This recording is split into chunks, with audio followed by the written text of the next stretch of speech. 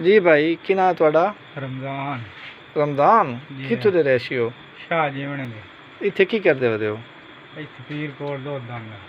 केड़ा दुद्ध आंदा ने बने हुआ ये बने हुआ दुद्ध ही होंदा कोई जी हाँ ये किवें लीटर देंदे हो 36 रुपये 36 रुपए लीटर जी हाँ अच्छा इत्थे तो बड़ा महंगा 100 रुपये मिल रहा है तुस 36 रुपए दे रहे हो चेक कराया दुद्ध की हो जाए थोड़ा ये कहन कहन देंदे हो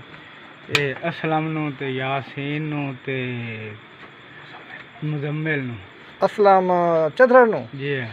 अच्छा अच्छा तो यासीन है सधाना जेदे सेंटर तो तुसी हुण फदे हो जी हाँ जी हाँ अच्छा अच्छा ठीक ठीक तो मुजम्मिल कमियाने नु बहुत अच्छी गल है अच्छा तीनों बंदे सप्लाई ले रहे हैं जी इस दुद्ध नु की करदे हैं अग्गा चिल्लर पेंदे न पता चिल्लरे पा के ते ए दुद्ध इतना आरांदा जे दा के शेड्यूल है नहीं वद्दा वधदा अच्छा ये सारियां कहना के सप्लाई दे लईयां ने जी हाँ चेक कर लईए जी हाँ कार ये भाईजान दुद्ध तो नहीं है ये केश है वो बने हुआ दुद्ध जी बने हुआ दुद्ध ये केश दा बनाइंदे हो सुक्के दुद्ध पाउडर दा बन अच्छा ते तक थिदाई बड़ी है कोई होरी शाय पैंदे हो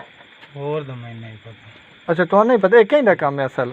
असल पिछू हीर बना देंगे अच्छा तुसी ड्राइवर हो जी हाँ इसे सप्लाई आके दित्ती ते इलाके च जी ये सारियां कहीं हुण खाली हो गई जड़ियां पईयां जी हाँ ये सारियां सुबह मतलब हुण राती चिल्लर लै गया जी हाँ अजी लाइट अगे कराया भाईजान इन बंद कर दियो ये सारे चिल्लर च मतलब भराओ दे ये सारे चिल्लर च एक एक कैन तुसी दो दो कैन दे दित्तियां जी हाँ दे सवेरे चिल्लर भरी वैसन फ्रेश जी हाँ ते गड्डियां दुद्ध पै वैसी ते सारे पाकिस्तानी बच्चे पीसन जी हाँ बहुत अच्छी गल है ते तुहानू शर्म नहीं आंदी भाईजान ये काम कर देना जी भाई जमदी पई हूँ हूँ आंदी पई अच्छा चलो भाईजान इन्होंने हूँ शर्म आ रही है ये भाईजान सारे पीरकोट चिल्लर ते दो दे रहे हैं पूरे पीरकोट इो काम हो रहा है हर चिल्लर वाला दो दो लेंदा कहना जी ते उन बना के अगे सप्लाई कर देंदा इदा ही भाई जी जी हाँ सही सही हो गया भाईजान चलो 3 चिल्लर अच्छा काम चल रहा है भाईजान असलम चदरड़ हो गया